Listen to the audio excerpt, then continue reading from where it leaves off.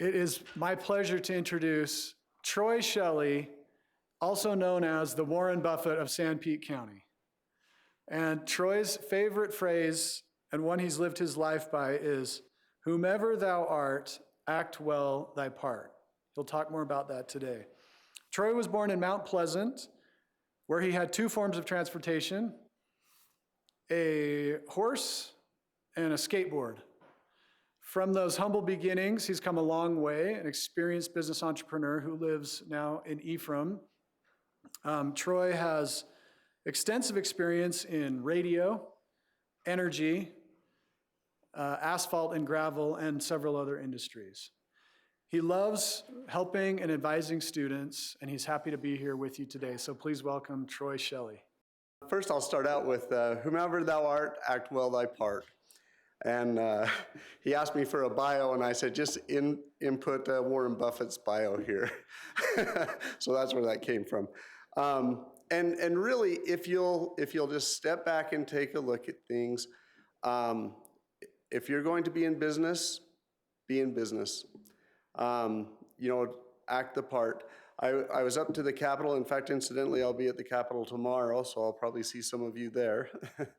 But I was up at the Capitol last week, and I was talking with a guy there that was doing a presentation, and he had a box of donuts. And a kid came up, and he goes, "I'm really no one, but can I have a donut?" And I thought, you know what? Darn it. What do you mean you're no one? Who do you want to be, and start plugging yourself into that position? I'll tell a story about a little bit about business. I look at Sanpete County as a land of opportunity. Financially, I think there are so many opportunities here, and and wherever you go, once you learn your community, once you learn the environment that you live in, you'll find great opportunities to succeed in business. Can I ask, raise your hand if you are planning to start a business? Wow, you've done well. Good. The first thing I want to do is eliminate the mystery of starting a business. Starting a business is not hard. I don't know how many businesses I've started. I've started a lot, and it's very easy to start businesses. It's a little bit harder to fail in business, but that can be done. I've proven that. I didn't actually bankrupt a business. I just had to supplement it with another business, so it wasn't the greatest. But if you have a good vision for where your business needs to go, so I have one principle that I just absolutely swear by, and that is because I have experience and I understand this well. That is, if you don't need a partner, don't get a partner. Okay? And the best friend is not a good partner. Family member is not a good partner. In fact, I had a business that I started with a family member, and in the end, I lost most of my money and he gained almost all of it, and that's fine because I still have a good relationship with him. Because if you do get in business with a family member, if you absolutely insist on it, at least be willing to walk away with no hard feelings and to lose the money you've got into it. Don't let it take down a family or a friendship. Now, the reason that I say don't take a partner in a business, there may be times when you have to. And the business that I'll spend most of the time talking about, we had to take a partner because that partner had the money that we needed in order to start. So we had to give them partnership interest. The problem with partners is you soon find, and it's not that they're bad, but you soon find that your way, that how you want to do it, is not the way that they want to do it. And so you start to create these little rifts and divisions, and then pretty soon somebody's saying, well, why am I doing all the work and you're doing all the play? You're in the Bahamas and I'm here working, but I'm going to Hawaii next month and you're going to be here working. But it just becomes a point of contention, and it just grows. But if you have a partner, you got to be very clear on responsibilities and how to work that forward. But really, as far as a partner goes, don't bring a partner in unless they offer something that you cannot purchase or offer yourself. So I'll pass a book around. I really bad want this book back at the end because it's the only one I've got, but it's kind of a little history or a little bit of some pictures of our story of what we did. So I'll pass that.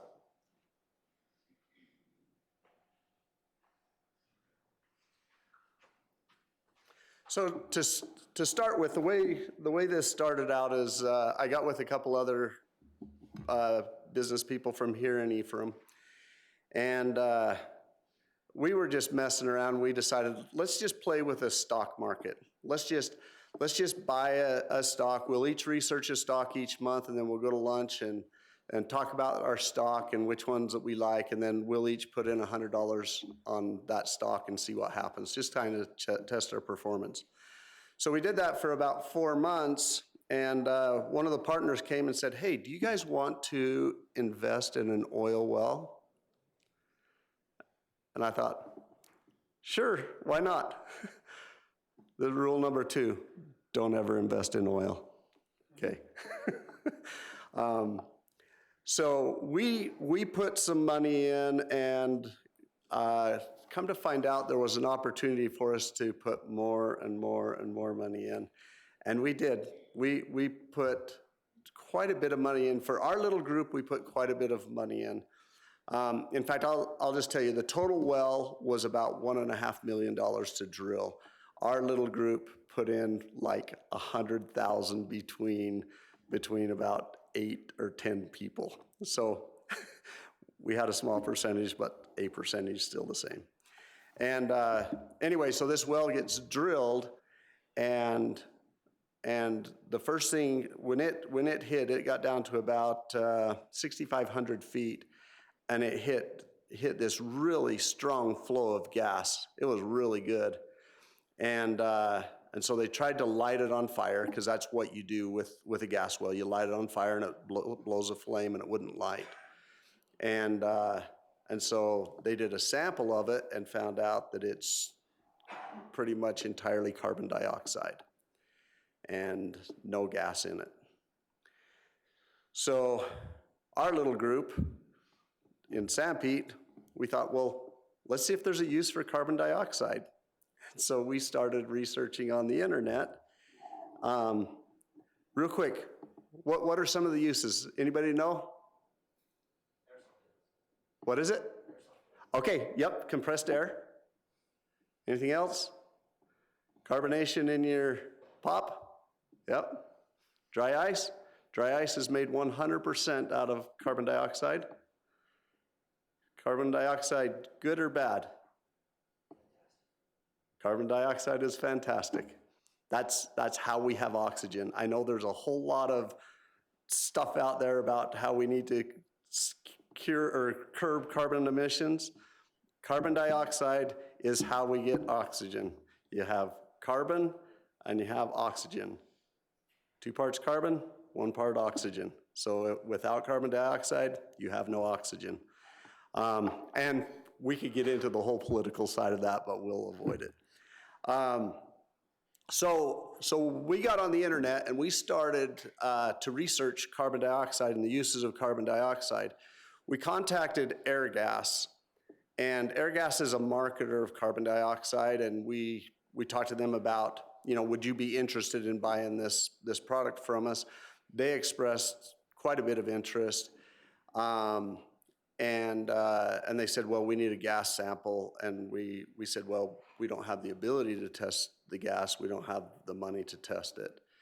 And Airgas agreed to put some money into testing this carbon dioxide. And they actually sent us about $100,000 to do the test, which is about what it was going to cost us to do it. And so we did a test, sent it back to them, and we proceeded forward in that direction. And then, and when you're dealing with big corporations, just be prepared to get squished, because they can squish you just like that. So we were going down the road with Airgas and putting all of our eggs in the Airgas basket, and Airgas called us one day and said, yeah, we've decided to go a different direction. And so that left us without a customer. So we did some more research and found out that there is a little bit of interest out there in different fields. One of the places that they use carbon dioxide for is to pressurize oil fields. And so, and to also in the drilling process to break the formation so that the oil can come out of the formation. So we kind of proceeded down the road and decided that we weren't going to get any money from any of these big companies like Praxair, Air Liquide, Airgas, Linde, any of those bigger companies. They weren't going to finance us. So we started looking for financing everywhere we can find. I'll tell you, and you got to understand this, banks do not finance risk. So don't think that if you have a great business idea, you can walk into a bank and say, look how good this business idea is. They only want to see your financials. If you can't show them that you've been successful, they don't finance risk. That's not a slam on a bank. That's how banks operate. So to get your financing, you've got to find financing from outside sources. You know, and it can be anywhere from family members to angel investors, and there's every variety of financing out there. So to make a very long story short, because this was over a 5-year period, we found some people who would invest the money to build a plant to liquefy and clean the carbon dioxide. So we started going down that road, and the other thing, you know, you got to be willing to think outside the box in almost every business. So we started moving forward with building this plant, and we sent out. Well, I'll tell you on financing. So everybody in the world would come to us and say, hey, we can find you financing, but you need to pay us $30,000. And so we would pay them $30,000. They would come back and say, yeah, there's just nothing out there. So we wasted that a few times, and $30,000 is no small amount for us because we're the little guys here in Sanpete County. And every time we would look for financing, they'd say, well, can you prove that there's enough gas there? Can you prove that you can clean it? Can you, do you have the resources, whatever?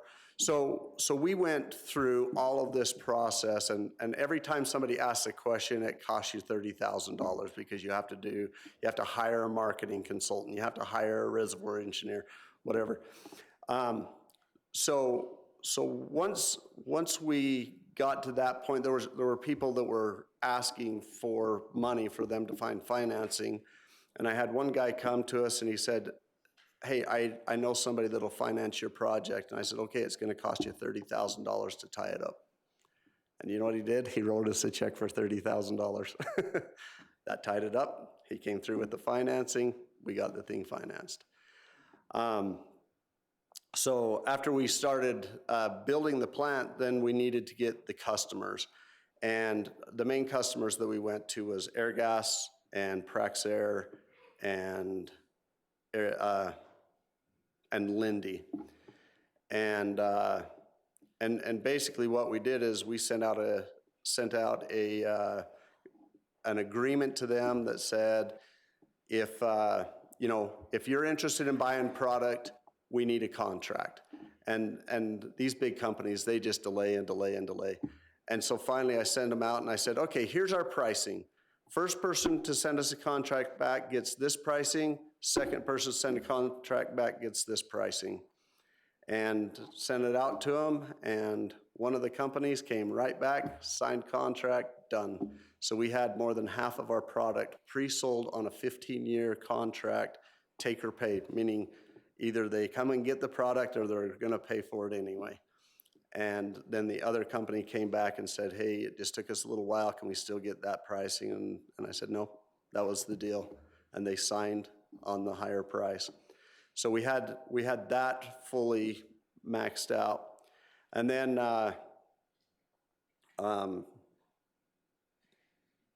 we just had to run a pipeline from our well down to the plant.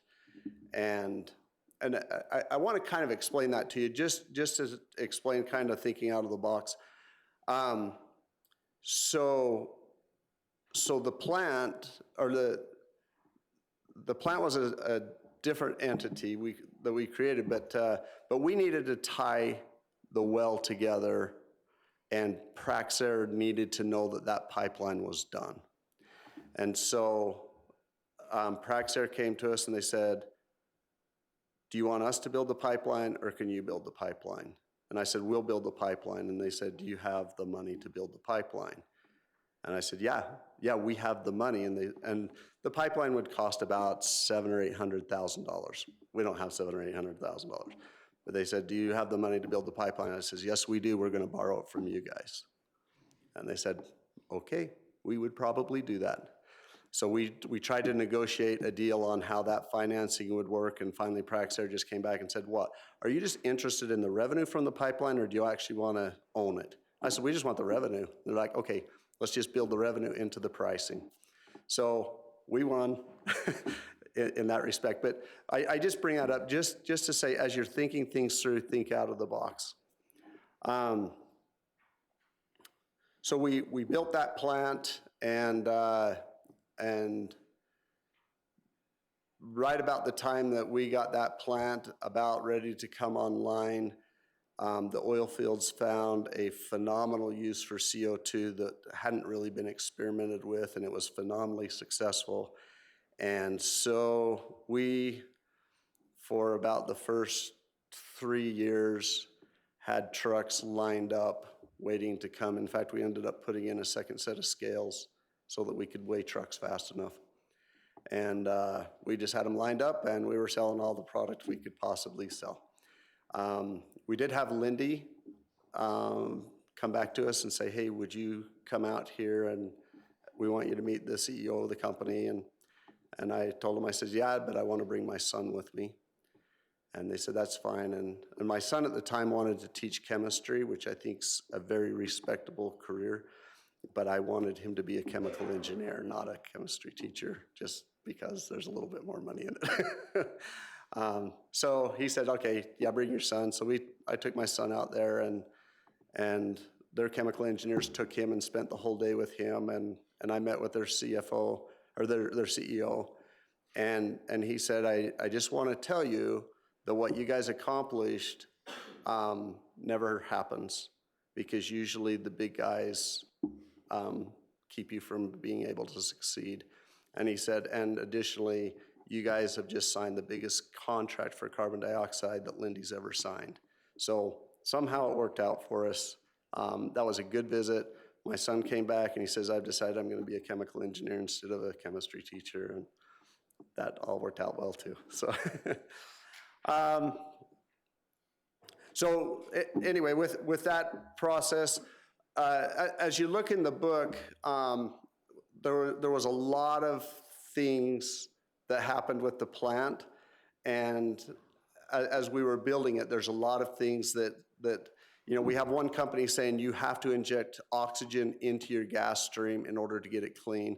Another company says no, we don't need to inject oxygen, and you kind of have to just figure out who's doing what, who knows what they're talking about, because some people do and some people don't, and so you make a lot of decisions, but at the end of the day, we were able to get it up and going. It cost us a lot of money up front, just because of errors and mistakes that we made.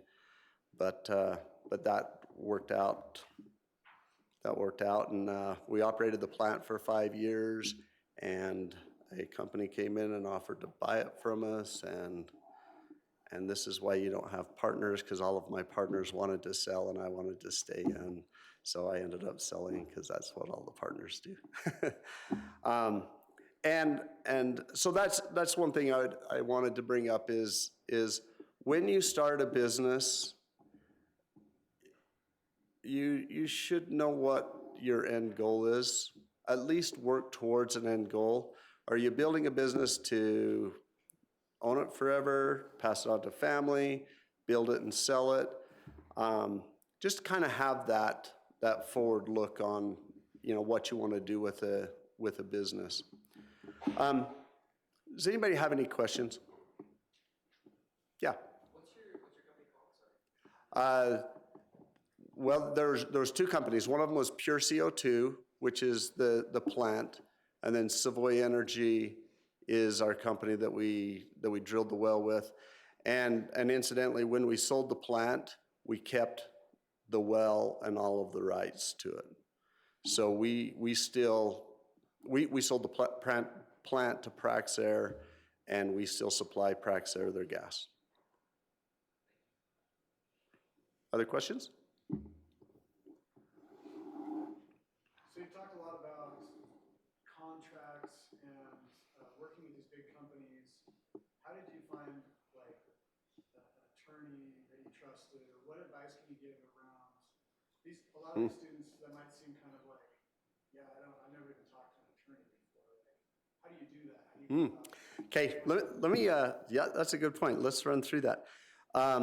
So I came to Snow College, and that is the one class that I highly recommend everyone take. I took it twice, 2 semesters in a row, business law.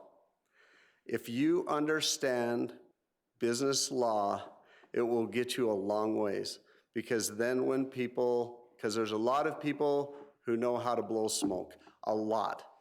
And if you understand the law, then you can understand exactly what these boundaries are that you're really talking about.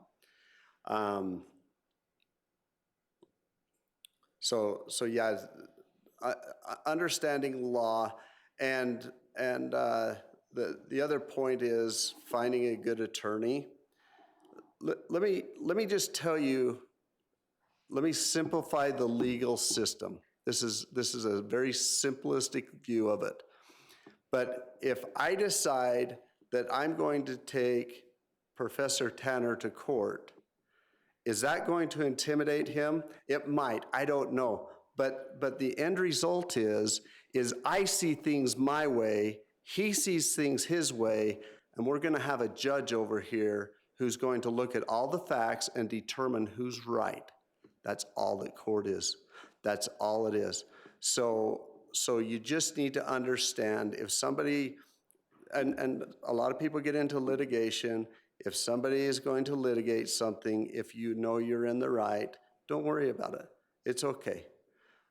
Sometimes the judges don't see it the way you see it, and that's the risk you take.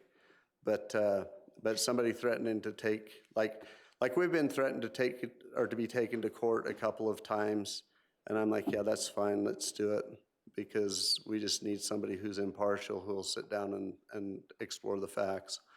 And we went to mediation one time on an issue, and we won mediation because we had all the facts. So from that aspect, but really the reason that I don't worry about it is right here at Snow College, I took business law, and then I took it again. After I understood it by the end of the semester, then I took it again so that I would understand it the whole semester. Highly recommend that. Any other questions? The one thing, how are we on time? We good? Okay. So I saw that you guys need to do a presentation. I'll tell you what drives me. and I understand this is not the case with most people, and when I was in your shoes, this was not the case with me. You guys are in a situation where you've got to figure out how to make money and survive, because you're going to have to pay off all of the debt that my generation accumulated for you in taxes. So we need you to be successful. But in preparing for these presentations, that is what I love to do. I just love business. So if any of you would like insight, I would welcome you to my house and we can talk about your project. I'm going to tell you my phone number. It's 435-691-6000. And you can send me a text and say, hey, this is my idea for this project. Can we meet? And that's what I thrive on. I just love business. So, and Do you have any tips for them on how to come up with an idea to begin with? sure. Probably I would talk individually with you to see what your interests are, but yeah, there's a million ways to make money. I'll tell you where I got my best education in business is I worked for the radio station as a marketing consultant for 12 years. And I went out and I met businesses. And the first thing I would ask the businesses is, where do you make your most profit? When do people buy the most? And when are your sales the lowest? Because you determine, like, and that's something that you should look at with your business. If you're, I'll use an extreme, if you're in the ski industry, the time to advertise is in the winter, not in the summer. Summer sales are going to be really slow. So that's an extreme, but you should know your business, because you're going to waste a whole lot of advertising dollars if you're advertising in the summertime, because people aren't buying it. But then on the other hand, there's some things that if your sales are slow in the winter and you can generate sales, then you want to advertise there. So just kind of look at your business and say, okay, how do we build a business? And look at forms of advertising, ways to advertise. There's just a lot. How are you going to structure your business? All of this stuff, particularly if you're interested in really starting a business, I would love to sit down with you, because you want to look at your structure of your business. Taxes is a factor. You have to look at the tax structure so you understand how to best set it up. If you're going to have a partner, you're not going to have a huge advocate from me in that, because it's just death waiting to happen. Yeah. Can you tell some stories about some students you have met and worked with, and what some of their ideas were and how you helped them? Sure.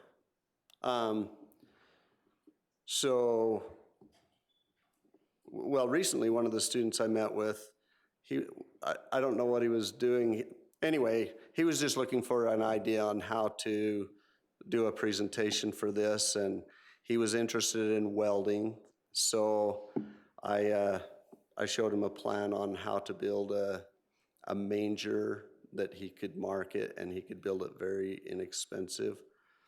And just went through some ideas, and he actually took some of my ideas and did a little change on them. But anyway, I think he did well. He did the first one that did the mangers. Did he qualify on a state level or? Yeah, was that Kyle? Big Rod? Yeah. Yeah, they ended up taking third place. They won $11,500. That's at a state competition or something. Yeah, you might have to explain what a manger is. Oh, just like that you put hay in to feed cows or horses or whatever. So we just did a design on a manger, and he was able to use old oil field pipe and cut it up and weld it together. And anyway, so he won 11,000. Size of the podium, not like baby Jesus. Yeah, it's the mangers are about the size of this. The other one is Simidini, Jacob Simidini. Yeah, I met with Jacob, and I think he had his idea already, and we just shared some different ideas. And I know that he placed in his competition. He did well, but that's what I would do if you want to get together. I would just explore ways to market. If you're going into one of these, probably the cheapest, best idea right up front is take a business card in and hand it to the judge. You can do that, right? Yeah. There's no rule that says you can't. So business cards, they help you look professional. If there's no questions, I can explore some other ideas. How long do we have? Okay, I'll run through some stuff. Is there any questions? Okay, let me just run through a couple of different things.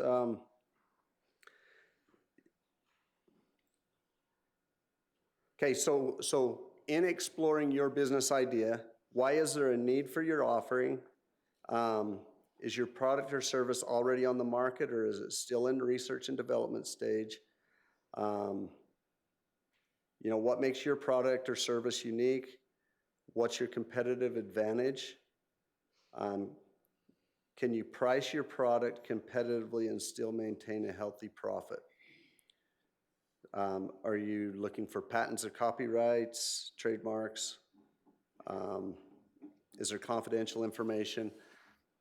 Just, I don't know, as you prepare, just think on a broad market. There's probably already competition there for whatever product or service that you're offering. So you really need to know what differentiates you from your competitors, and who your market is. Understand your market. So, any thoughts? Thank you. I appreciate the invite here. Yeah, one more question, Troy. Sure. As you think back to when you were taking business law here at Center College, 18, 19, 20 years old, now looking back, what do you wish you would have known as a college student? Or what advice would you give yourself if you could go back? Talk to young Troy. I'll tell you, I'm back to the very first of what I said is whoever you are, act your part. Figure out what you are. What's your business? And then own it.